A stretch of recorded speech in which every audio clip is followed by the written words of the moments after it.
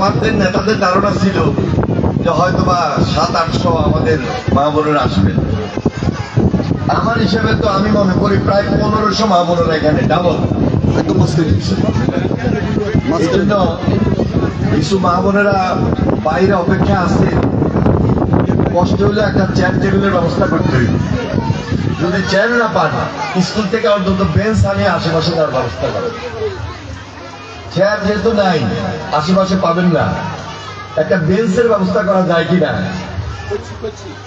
আমার মনে হয় সেই চেষ্টাগুলো একটু করেন। আর খোলা মাঠ আছে, অসুবিধা নেই। তবে আমি যে কথাগুলো বলবো খুব গুরুত্বপূর্ণ, সব সময় তো এইভাবে মিটিং করা যাবে না।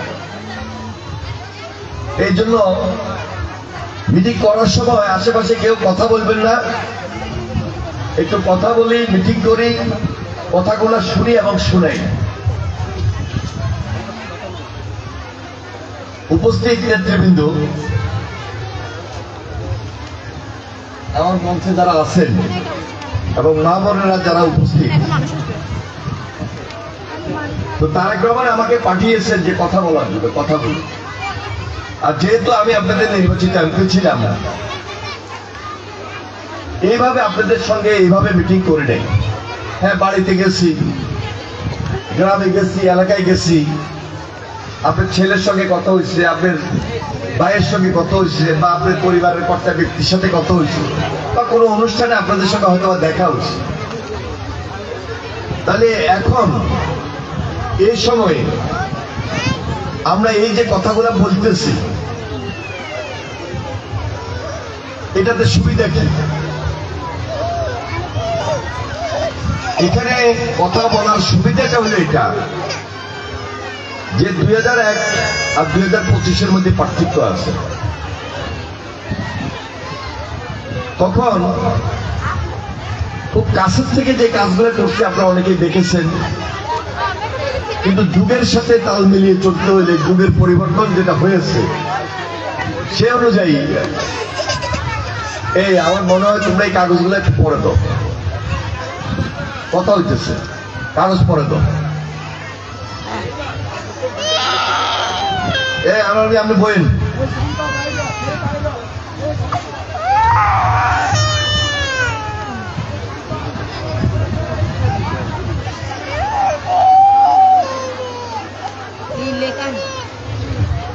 এখন আমি ভারপ্রাপ্ত চেয়ারম্যান জনাব তারেক রহমানের পক্ষে বেগম খালেদা জিয়ার পরামর্শে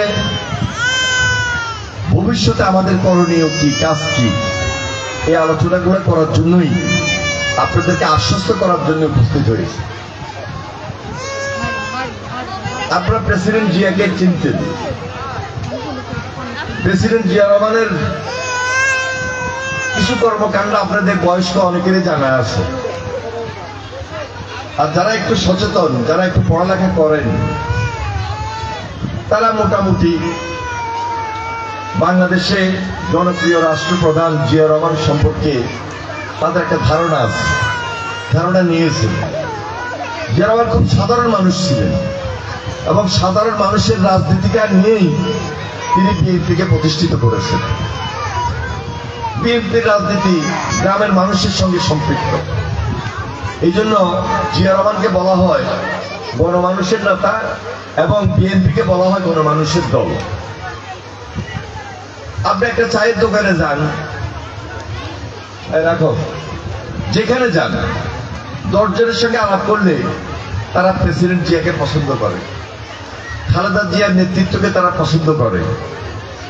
আর ইদানিং আপনারা লক্ষ্য করেছেন যে তারেক রহমান অত্যাচারিত হওয়ার পরও বিদেশে থেকে যেহেতু দলকে সুসংগঠিত করেছেন, দেশকে নেতৃত্ব দিচ্ছেন,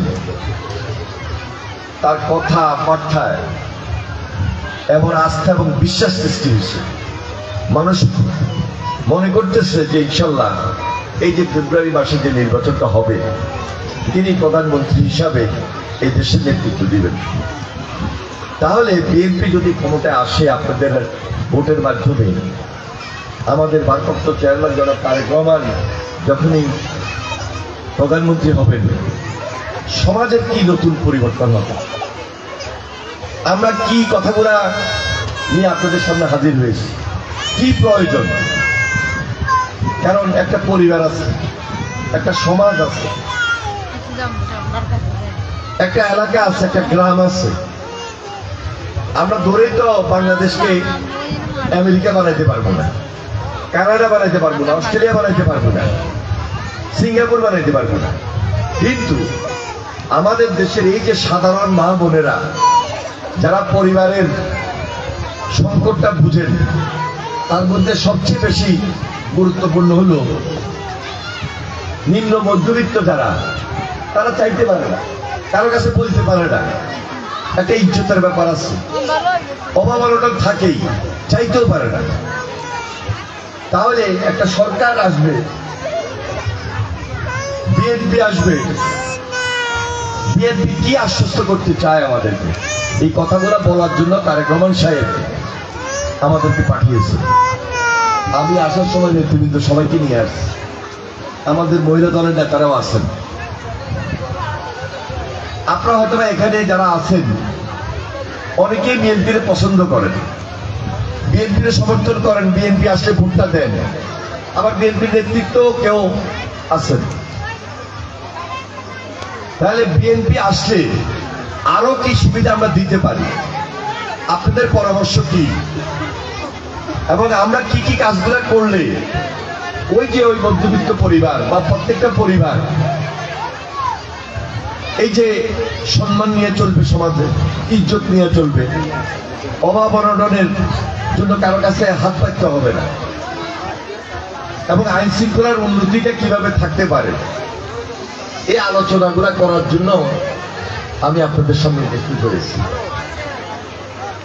ধরেন ফেব্রুয়ারি মাসে নির্বাচন, গত 1 বছরে নির্বাচন হয় নাই, কিন্তু একটা নির্বাচনী পরিবেশ তৈরি করার জন্য অন্তর্বর্তীকালীন সরকার কাজ করে যাচ্ছে, আমরাও সহযোগিতা করতেছি। এর মধ্যে কিন্তু এখন আর হাসিনা নাই, হাসিনা তো পালিয়ে গেছে, হাসিনা পালিয়ে গেছে, সেই গণশত্রুতে পরিণত হয়েছে, জনশত্রুতে পরিণত হয়েছে, দেশের শত্রুতে পরিণত হয়েছে। সে গুম করেছে, খুন করেছে, রাজনীতি করে নাই, নাহলে একটা রাজনীতিবিদ পালিয়ে যাবে কেন? আমরা বাংলাদেশের মানুষ তার পদত্যাগ চাইছি, কিন্তু সে দেশ ত্যাগ করতে বাধ্য হয়েছে। তার মানে জনগণের জন্য যা কিছু দেওয়ার, যা কিছু করার, সেটা তার রাজনৈতিক দলও করে নাই, তার নেতৃত্বে তার সরকারও করে নাই। এখন আওয়ামী লীগ যে কাজগুলো করছে, এই কাজগুলো সমাজে যেন আর না হয়, এবং বিএনপির নেতৃত্বে যেন একটা ভালো কাজ হয়, সেই কাজগুলো করার জন্য তারেক রহমান সাহেব নেতৃত্ব দিয়ে প্রত্যেকটা গ্রামে আমাদের মতো দায়িত্বশীল লোকদেরকে পাঠাচ্ছেন, যে যায় সবাইকে আশ্বস্ত করার জন্য। এই জন্য ধরেন ফেব্রুয়ারি মাসে নির্বাচন হবে ইনশাল্লাহ। আমরা বিএনপি আপনাদের সহযোগিতায় অতীতে যেভাবে নির্বাচিত হয়েছি, ভোট যখন হয়েছে, তারেক রহমান যখন এদেশের প্রধানমন্ত্রী হবে, আমরা কি দিব, কি করব, কি আশ্বস্ত করতে চাই, এই কথাগুলো জানান দেওয়ার জন্য উপস্থিত হয়েছে। সর্বপ্রথম একটা ফ্যামিলিতে 3টা কার্ড থাকবে, একটা ফ্যামিলি কার্ড, একটা ফার্মার্স কার্ড, আর একটা হেলথ কার্ড। ফ্যামিলি কার্ড দিয়ে কি করবে? এটা প্রত্যেকটা পরিবার পাবে। ওই পরিবারের কর্তা ব্যক্তির কাছে আমরা ওই কার্ডটা না পৌঁছি, আমরা ওই পরিবারের যিনি গৃহিণী তার কাছে দিব, তার নামে কার্ডটা ইস্যু হবে। তার পরিবারের 4 জন থাকুক আর 5 জন থাকুক, তার সন্তান সহ, তাদেরকে দেখভাল করার জন্যই ওই কার্ডটা থাকবে। এই ফ্যামিলি কার্ডের মাধ্যমে আপনি রেশনিং ব্যবস্থা থাকবে। এখন ট্রাকে করে মাল বিক্রি করে, সামান্য টাকা নেয়, কিন্তু আপনি যখন লাইনটা ধরেন, এটা একটা ইজ্জতের ব্যাপার হয়ে দাঁড়ায়, এটা একটা সম্মানজনক না। এবং লাইন ধরতে ধরতে পরে যায়, দেখেন যে আসলে ভালো পাইতেছেন, আবার পায়ে যেটা লাস্টে পয়সাটা পান। কিন্তু ফ্যামিলি কার্ড বলে দিচ্ছে, আপনি সারাদিন ফ্যামিলি কার্ড নিয়ে আপনার হাতে থাকবে, আপনি ইউনিয়ন পরিষদে যান, অথবা একটা নতুন সেন্টার খোলা হবে, অথবা লক্ষ্মীপুরে একটা ইউনো অফিস, যেখানেই সরকার ওই ইউনিয়নের জন্য এই ব্যবস্থাটা রাখবে, সেখান থেকে কম মূল্যে বা কিছুটা বিনামূল্যে আপনি সেই রাসায়নিক বা খাওয়ার জিনিসগুলো পাইতে পারেন। সেটা চাউল, তেল, ডাল, মিনিমাম যে জিনিসটা একটা নিত্য প্রয়োজনীয় জিনিস ওই পরিবারের জন্য প্রয়োজন। এই ফ্যামিলি কার্ডের মাধ্যমে আপনার যে ছেলে মেয়ে পড়ালেখা করবে, পড়ালেখার জন্য বিনামূল্যে বই থাকবে। ফ্যামিলি কার্ড দেখানো মাত্র বিনা বেতনে আপনার ওই স্কুলে পড়াইতে পারবেন। আমরা বলেছি যে বিএনপি ক্ষমতা আসলে প্রত্যেকটা স্কুলকে জাতীয়করণ করবে। তাহলে স্কুল যদি সরকারি টাকায় চলে, সেখানে তো বেতন দেওয়ার প্রয়োজন নেই। কোনো বেতন যেন না দিতে হয়, এবং বিনা মূল্যে বই বা শিক্ষা উপকরণ যেন পায়, সেই ব্যবস্থা থাকবে। এটা গেল ফ্যামিলি কার্ড। হেলথ কার্ড সম্পর্কে আপনারা নিশ্চয়ই ধারণা পাইতেছেন। একটা গ্রাম দেশে একটা ছেলে মেয়ে পরিবার অসুস্থ হইল, আপনার চিকিৎসা দরকার, আপনার ওষুধ দরকার, হেলথ কার্ডের মাধ্যমে সেই সুবিধাগুলো আপনি পাচ্ছেন। এবং এর বাইরে যদি বিশেষভাবে লক্ষ্মীপুরে হইল না, চিকিৎসা নাই লক্ষ্মীপুরে, গ্রামে নাই, সেই ব্যবস্থা নাই, ঢাকা যাইতে হবে। তাহলে ঢাকা যাইতে হলে ঢাকা কার কাছে যাবেন, কোথায় যাবেন, কিভাবে পিজিআর হাসপাতালে ভর্তি হইবেন, কিভাবে ঢাকা মেডিকেলে একটা সিট পাইবেন? কঠিন না? সরোয়ার্দী হসপিটালে কেমনে যাবেন, পঙ্গু হসপিটালে কেমনে যাবেন, শিশু হসপিটালে কেমনে যাবেন? সেটার জন্য লক্ষ্মীপুরে আমাদের নিজস্ব একটা ইউনিট থাকবে। প্রত্যেকটা ইউনিট বলতে একটা ইউনিয়ন, ইউনিয়নের জন্য একটা লোক, একটা কম্পিউটার থাকবে। সেখানে আপনার মোবাইল দিয়ে অ্যাপসের মাধ্যমে সেখানে আপনার কমপ্লেইনগুলো জানাবেন, যেটা আমি সরাসরি জেনে যাব আপনার রোগ হসপিটালে, সেখানে চিকিৎসা সেবাটা ঢাকাতে হইলেও পাবে। এখন যেহেতু যুগের পরিবর্তন হয়েছে, এই মোবাইলের মধ্যে সারা পৃথিবী, এই মোবাইলের মধ্যে সারা বাংলাদেশ, খুব কাছ থেকেই সব কিছু যারা হাতের নাগালে পান, সেই ব্যবস্থা আমরা গ্রহণ করি। এরপর আসেন ফার্মার্স কার্ড। আপনার 1 বিঘা জায়গা আছে, 2 বিঘা জায়গা আছে, একখানি জমি আছে, চাষাবাদ করবেন বা শাকসবজির বাগান করবেন। ওই যে বললাম জিয়া রহমানের রাজনীতি, জিয়া রহমানের রাজনীতি এত সহজ ছিল যে একটা উদাহরণ দিই, যেমন একটা খাল কাটা, সেই খাল কাটি খালের 2 পাড়ে মাটি দিচ্ছে, পাড়ের মধ্যে গাছ লাগাইছে, ফলের গাছ, ফল ধরছে, গাছটা বড় হয়ে কাঠ হয়েছে। আবার ওই গাছের ফাঁকে ফাঁকে সবজি লাগাইছে, এই পানিতে মাছের চাষ করছে, এই পানি খেতে দিচ্ছে, উৎপাদন দ্বিগুণ হচ্ছে। এরপরে হাঁস মুরগির খামার করা হচ্ছে, গবাদি পশু খামার করা হচ্ছে। এই যে জিয়া রহমানের সহজ রাজনীতি, এটা আমরা আপনাদেরকে আশ্বস্ত করতে চাই। এই আধুনিক যুগে একটা পরিবার 3টা কার্ড পাবে, এর বাইরেও তো তাকে কিছু কাজ করতে হবে, তার ছেলে মেয়ে পড়ালেখা করাইতে হবে, তার নিজস্ব উপার্জন করতে হবে, একটা ব্যাংক ঋণের সুবিধা লাগবে, সুদবিহীন যে ব্যাংক ঋণ, একটা সেলাই মেশিন নেবেন, 5টা সেলাই মেশিন নেবেন, সেটা দিয়ে কাজ করাইবেন, 5 জনের কাজ করার ব্যবস্থা হইল, এটা সুদ মুক্ত সেই ঋণের ব্যবস্থা আমরা করে দেব এই কার্ডের মাধ্যমে। তাহলে জিয়া রহমানের রাজনীতিতে আমরা এমন ভাবে আজকে তুলে ধরতে পারি যে নতুন করে এই যুগে আমরা যদি আরো আধুনিকভাবে সবাইকে নিশ্চয়তা দিই, সব পরিবার যদি নিশ্চয়তা পায়, একটা সরকারের পক্ষে প্রত্যেক পরিবারকে চাকরি দেওয়া সম্ভব হয়। ছেলে মেয়ে সবাইকে সরকারি চাকরি পাবে এটার কোনো গ্যারান্টি নাই, কিন্তু আমার ওই জায়গা জমিতে আমি যদি একটা হাঁস মুরগির খামার করি, একটা সেলাই মেশিন রাখি, আমি যদি গবাদি পশুর খামার করি, একটা সবজি বাগান করি, তাহলে আমার মনে হয় একটা পরিবার স্বাবলম্বী হবে, দেশটা স্বনির্ভর হবে। কথাগুলো সহজ, কাজও কিন্তু সহজ। যদি আমরা সহজভাবে আপনাদের দোরগোড়ায় পৌঁছে দিই, কিন্তু কিছু গ্রাম্য টাউনারি আছে, বাটপাড়ি আছে, এগুলোতে আপনারা অনেক সময় জিম্মি হয়ে যান, দালালের খপ্পরে পড়ে। এই টাউন বাটপাড়দের খপ্পরে যেন পড়তে না হয়, এই জন্য ওই কার্ডের ব্যবস্থা। ওই কার্ডের মাধ্যমে আপনি আপনার নিশ্চয়তা, আপনার অধিকার প্রতিষ্ঠা করবেন। এরপরে আসেন, এই যে আপনার ছেলে মেয়ে, এদের কথা ভবিষ্যতের জন্য, ভবিষ্যৎ প্রজন্মের জন্য তো সবাইকে চিন্তা করতে হয়। একটা মা বাপের সবচেয়ে বড় দিক হইল যে আমার এই ছেলেটা, এই মেয়েটা কিভাবে উচ্চ শিক্ষায় শিক্ষিত হবে। উচ্চ শিক্ষায় শিক্ষিত হতে হলে একদিকে এই যে পড়ালেখা ফ্রির ব্যবস্থা থাকবে, আরেকদিকে একটা গ্রামে যদি আইন শৃঙ্খলার উন্নতি না থাকে, সমাজ ব্যবস্থা কঠিন হয়ে পড়ে, সমাজের চলাফেরাটা কঠিন হয়ে পড়ে। এই জন্য আইন শৃঙ্খলা যেন শক্ত থাকে, সেই দিকে আমরা বিশেষ নজর রেখেছি।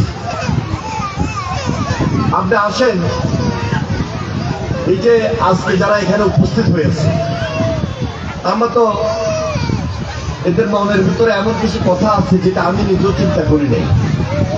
কিছু কথা বলতে চান, নতুনভাবে কিছু কথা অ্যাড করতে চান, যে কথা নিয়ে আমরা এখনো আলোচনা করি নাই, আমার বক্তব্যের মধ্যে আসে নাই।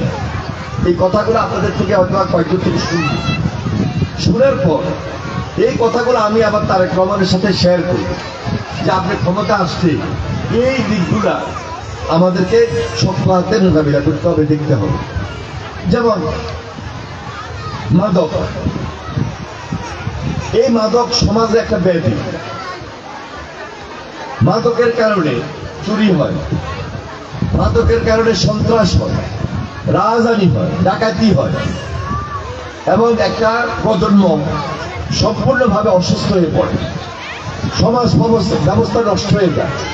তাহলে একটা মাদক যদি আমরা চ্যালেঞ্জ দিয়ে মাদক মুক্ত করতে পারি, আমার মনে হয় অর্ধেক সমস্যা গ্রাম দেশে সমাধান হয়ে যাবে। এটা আমাদের জন্য আরেকটা বড় চ্যালেঞ্জ। আমরা বিএনপির নেতৃত্বে সারা বাংলাদেশে আজকে আমাদের মা বোনদের এই কাজগুলোকে প্রাধান্য দেওয়ার জন্য, প্রায়োরিটি দেওয়ার জন্য আমরা ওনাদের পাশে দাঁড়িয়েছি।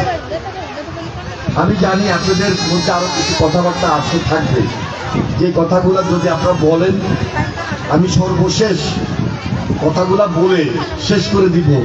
কারণ একদিকে ওয়েদার খারাপ, বৃষ্টি আসতেছে, আরেকদিকে একটা ব্যবসা গরম আছে, বাচ্চারা আছে, সবকিছু মিলে আপনাদেরও সময়টা অত্যন্ত গুরুত্বপূর্ণ। তবে আমরা 17 বছর ত্যাগ স্বীকার করছি। আরো যদি কয়েকটা দিন, কিছুটা মাস ত্যাগ স্বীকার করতে হয়, আমরা ত্যাগ স্বীকার করব। কেন করব?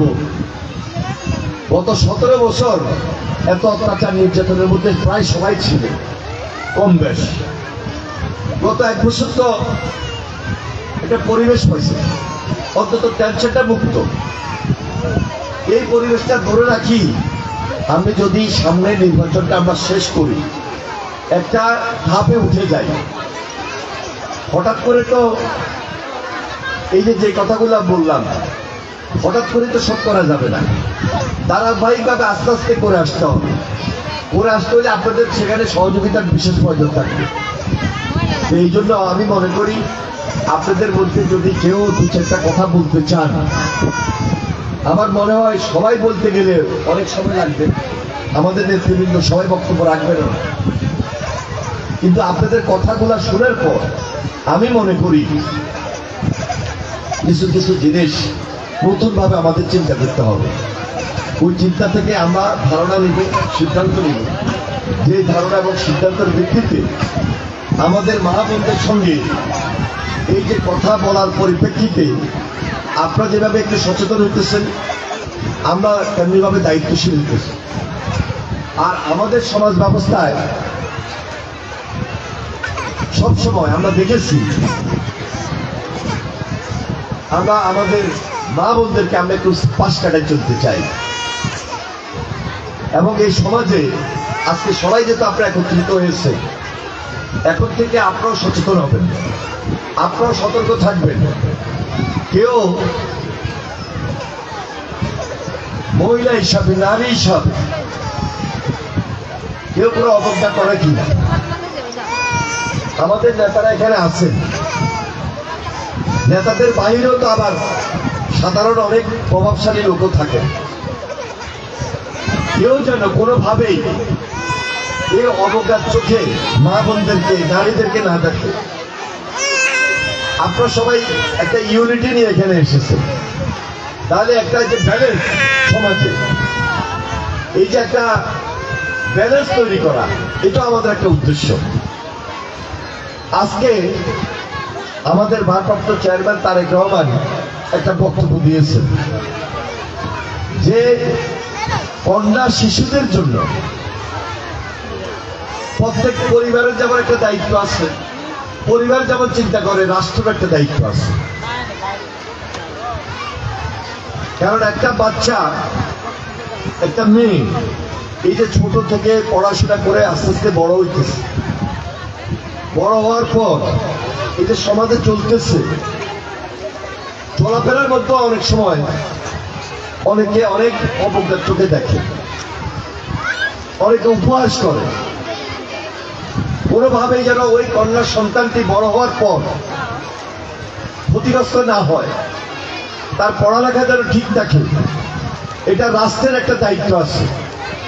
তার একটা বিয়ে শাদীর ব্যাপার আছে, একটা গার্ডিয়ান যেন কোনোভাবেই মানে চিন্তিত না থাকে, সেই দিক থেকেও সরকারের একটা চিন্তা সরকার এখন থেকে রেখেছে। এটা গতকালকে তারেক রহমান সাহেব এইভাবে বলেছেন যে ওনার একটা মেয়ে, ওনার মেয়ের কথা চিন্তা করেই কিন্তু সমাজে আরেকটা পরিবারের মেয়ের, তাহলে একই চিন্তা সেই পরিবারটাও করতেছে, তাহলে তো এটা কোনো পরিবারের একক চিন্তা হওয়ার কথা না, এটা রাষ্ট্রের চিন্তা। তাহলে রাষ্ট্র কি সুবিধা দিতে পারে ওই কন্যা সন্তানের জন্য, এটা নিয়ে তিনি এদেশের প্রধানমন্ত্রী হওয়ার আগেই কথাগুলো বলেছেন, যেন প্রধানমন্ত্রী হওয়ার পর ওই পরিবারকে একটা সহায়তা দিতে পারে। পৃথিবীর অনেক উন্নত দেশে আছে, যেহেতু তারেক রহমান সাহেব দীর্ঘদিন দেশের বাইরে উন্নত বিশ্বে আছে, সেই উন্নত বিশ্বের সমাজ ব্যবস্থা কি, কিভাবে একটা পরিবারকে সহযোগিতা করা যায়, কিভাবে একটা পরিবারকে স্বাবলম্বী করা যায়, আমরা যদি এখন থেকে চিন্তা না করি তাহলে বাংলাদেশ গরিব গরিবই থেকে যাবে। কিন্তু আপনারা অনেকেই জানেন জিয়া রহমান সেই সমাজ ব্যবস্থার পরিবর্তন করেছিল। জিয়া রহমান যদি আজকে থাকতেন, তার মতো নেতৃত্ব যদি বাংলাদেশে থাকতো, তাহলে আজকে বাংলাদেশকে আমরা উন্নত শিখরে দেখতাম। কিন্তু এখন গরিবের খাতায় আমাদের না। এখান থেকে বাইরে হইতে হইলে প্রেসিডেন্ট জিয়া যে কাজগুলা করে মানুষের সঙ্গে সম্পৃক্ত হয়েছেন, মানুষের বন্ধু হিসাবে কাজ করেছিলেন, জনপ্রিয়তা নিয়েই এদেশের প্রেসিডেন্ট হয়েছিলেন। খালেদা জিয়াকে আপনারা দেখেছেন, তার আপসের নেতৃত্ব, তিনি এখন অসুস্থ হলেও শ্রদ্ধার আসনে আছেন। তার যে মনোবল এবং সাহস, ওটাকে আমরা ধারণ করেই ফিল্ডে কাজ করি। আর ওনাদের দুজনেরই ছেলে জনাব তারেক রহমান, আমাদের ভারপ্রাপ্ত চেয়ারম্যান, তার বাপ, তার পিতা যে আদলে রাজনীতি করেছেন, ওই আদলে আরো আধুনিকভাবে তিনি রাজনীতি করে আমাদের সমাজ ব্যবস্থা থেকে পাল্টিয়ে দিতে চান। তা আমি এখন আর বেশি বক্তব্য দিয়ে আপনাদের ধৈর্যচ্যুতি ঘটাবো না। আমি ছাত্র রাজনীতি করেছি বিদায় 2001-এ আপনারা আমাকে নির্বাচিত করেছিলেন। 2001-এ নির্বাচিত হওয়ার পর এই এলাকার রাস্তাঘাট উন্নয়নের ক্ষেত্রে, স্কুল কলেজ মাদ্রাসা উন্নয়নের ক্ষেত্রে কতটুকু করতে পেরেছি কম বেশ আপনার চোখের সামনে দেখেছেন। এরপরে তার সুযোগ পাইনি। আল্লাহর হুকুম 2025-এ আরেকটা নির্বাচন হবে 26 ফেব্রুয়ারি মাসে। আপনাদের আন্তরিকতা এবং সহযোগিতা নিয়ে আগের চেয়ে বেশি কাজ কিভাবে করতে পারি তার গ্রামের নেতৃত্বে সেই চিন্তায় এখন থেকে মাঠে নেমেছি। এর আগেও মাঠে ছিলাম, তখন সংগ্রামে ছিলাম, আন্দোলনে ছিলাম, এবং আন্দোলন সংগ্রাম করে আমরা অনেকেই অত্যাচারিত হয়েছি, নির্যাতিত হয়েছি, গ্রেপ্তার হয়েছি, বারবার জেলে গিয়েছি।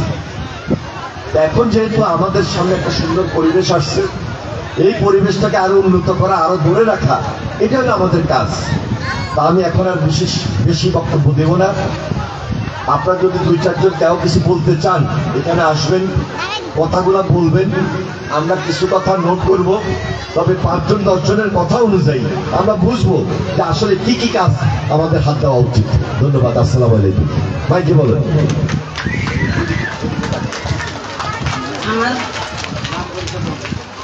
আমি মানে গুষ্টিগ্রামে থাকি, আমার বাড়ির রাস্তা নাই, বুঝছেন?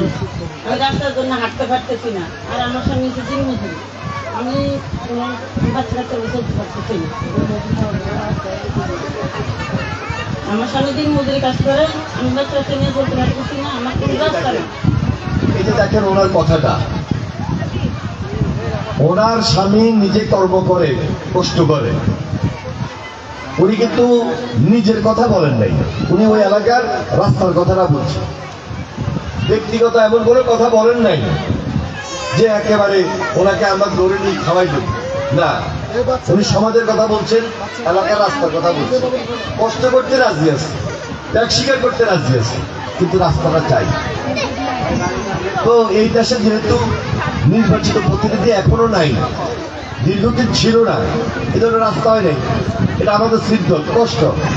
এই সিদ্ধত কষ্ট যেন না থাকে, ইউনিয়ন পরিষদ হোক, উপজেলা চেয়ারম্যান হোক, ভাইস চেয়ারম্যান হোক, ভালো লোক আসি, ভালো সরকার আসি, যেন আমরা তাদের মাধ্যমে চালাইতে পারি, সে কাজটা করতে হবে। কেউ না কেউ তো সরকার চালাইতে হবে, কেউ না কেউ তো দেশ চালাইতে হবে, তাহলে ভালো লোকটা চালাক। এই চিন্তা থেকে আজকে এখানে উপস্থিত হয়েছি যে না, সরাসরি কথা বলবো, সরাসরি কথা বলে আপনাদের প্রশ্ন নিব, প্রশ্নের উত্তরও দিব। কে আসবেন আর কথা বলবেন? আর কে আসবেন? বক্তব্য রাখবেন।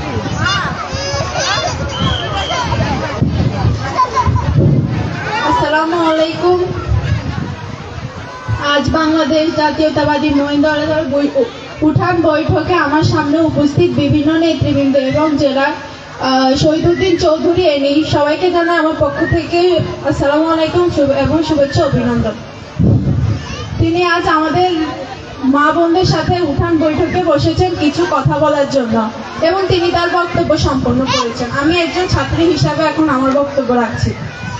আমাদের দেশে 100% শিক্ষা জগতের ভিতরে 70% হচ্ছে নারী এবং 30% হচ্ছে পুরুষ। তো অনেক জায়গায় দেখা যায় যে নারীরা অনেকে বিসিএস পরীক্ষা শেষ করে তারপরে অনার্স কমপ্লিট করার পরেও তারা যখন সরকারি চাকরির জন্য যায়, তখন দেখা যায় যে ওনারা বলে যে পান সুপারি খাওয়ার জন্য 10 লক্ষ টাকা দিতে, পান সুপারি খাওয়ার জন্য। এখন যদি চা বিস্কিট খাইতে বলতো তাহলে তো বলতো যে কোটির উপর উঠে যাইতো। এরকম আছে, নানান জায়গায় আছে যে আমাদের মা বোনেরা, অনেক বোনেরা আছে দরিদ্র ফ্যামিলির কিংবা বড় ভাই নেই, তারা পারে না তাদের ফ্যামিলিটার উপরে একটা ছাদ হয়ে দাঁড়াতে, একটা বট গাছ হয়ে দাঁড়াতে। শুধুমাত্র এই কোটা, যেটা কিছুদিন আগে কোটা নিয়ে পুরো বাংলাদেশের মানুষ এভাবে আন্দোলন করেছে, ছাত্ররা, বিভিন্ন শিক্ষার্থীরা বিভিন্ন জায়গা থেকে আন্দোলনে এসেছে, এসে কোটার প্রতিরোধ করেছে। ভবিষ্যতে যিনি দেশের প্রধানমন্ত্রী হবে তারেক জিয়া, ওনার কাছে আমার বিনীত আবেদন যে উনি যদি বাংলাদেশের নারীদের জন্য একটু করে যে নারীদেরকে শিক্ষা যোগ্যতা অনুযায়ী তাদের সরকারি চাকরিগুলো দেওয়ার চেষ্টা করে, তাহলে আমাদের দেশের নারীরা খুব এগিয়ে থাকবে এবং তাদের পরিবারের বড় ভাই না থাকার কারণে, বাবা মারা যাওয়ার কারণে তারা তাদের পরিবারের হাতটা এবং পরিবারের উপরে বটগাছ হয়ে দাঁড়িয়ে থাকতে পারে।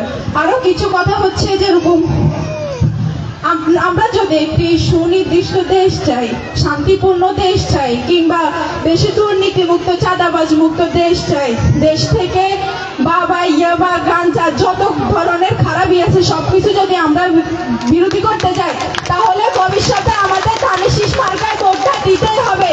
দেশে শান্তিপূর্ণ চাইতে হলে ধানের শীষ মার্কায় ভোটটা দিতে হবে। আপনারা বিবেচনা করে ফেব্রুয়ারি মাসের যে প্রথম সপ্তাহের ভিতরে আমাদের ভোট হবে, আপনারা যাচাই বাছাই করে শান্তিপূর্ণভাবে ভোট হবে, সেখানে আপনারা আমাদের ধানের শীষ মার্কায় ভোটটা দিবেন। এবং আমাদের নেতা শহীদুদ্দিন চৌধুরী নাকি একটি কথা বলতে চাই, সামনে ভোট, এই সময়ে আপনার দলের অনেক নেতৃবৃন্দ, অনেক লোক আছে যারা আপনার ভোট নষ্ট করার জন্য বিলম্বভাবে চেষ্টা চালিয়ে যাচ্ছে। আপনি সেই সবগুলো একটু দেখবেন এবং এগুলো নিয়ে আপনার সব জায়গায় ভালো করে করবেন। এতে আপনার ভালো হবে, দেশের ভালো হবে, দেশের মানুষের ভালো হবে এবং জনগণের সুবিধা হবে। সবাইকে আমি বলে আমার বক্তব্য শেষ করছি। আসসালামু আলাইকুম।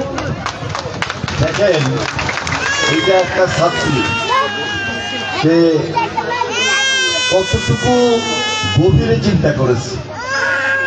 আমাদের গ্রাম দেশে এই যে আমি বললাম না কিছু টাউডারি, বাটপারি, দালালি, এটা যদি আমরা গ্রাম থেকে তৃণমূল থেকে মুক্ত না করে ফেলতে পারি, তাহলে এই যে আজকে যে কথাটা বললাম, যে দায়িত্ব নিয়ে এখানে উপস্থিত হয়েছে, আমার এই দায়িত্বটা স্বয়ংসম্পূর্ণ বা সম্পূর্ণ হবে না। সে আমাদেরকে মনে করেই দিয়েছে।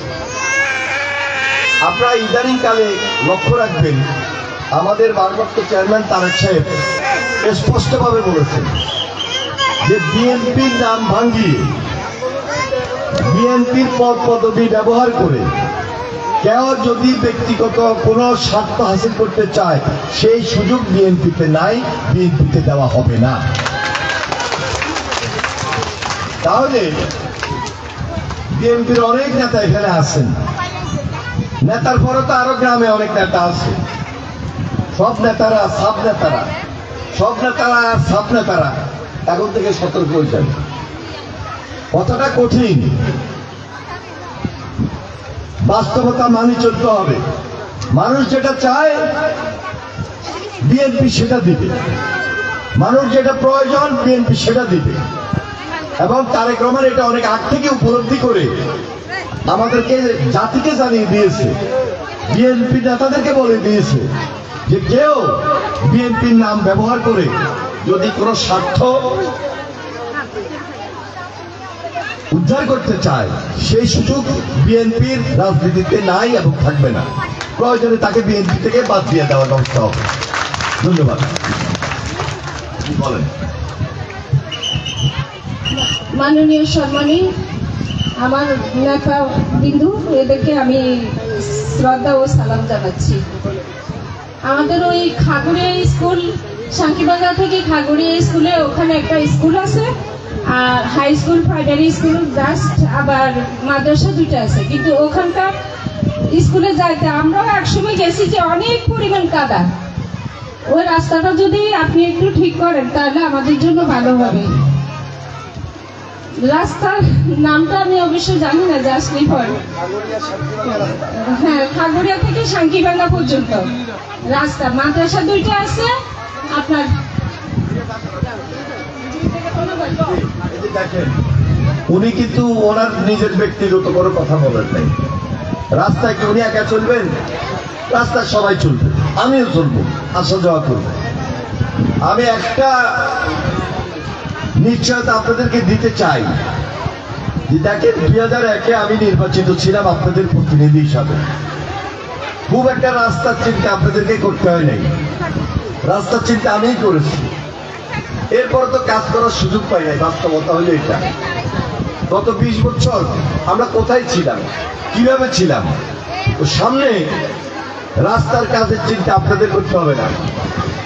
আপনার হয়তো বাড়ির রাস্তা করাটা কষ্ট হয়ে যাবে, কিন্তু একটা সমাজে গুরুত্বপূর্ণ রাস্তাটা করার জন্য আমরা দায়িত্ব গ্রহণ করবো ইনশাআল্লাহ। এই ব্যাপারে আপনারা নিশ্চিত থাকেন। ধন্যবাদ সবাইকে। আসসালামু আলাইকুম। আসসালামু আলাইকুম।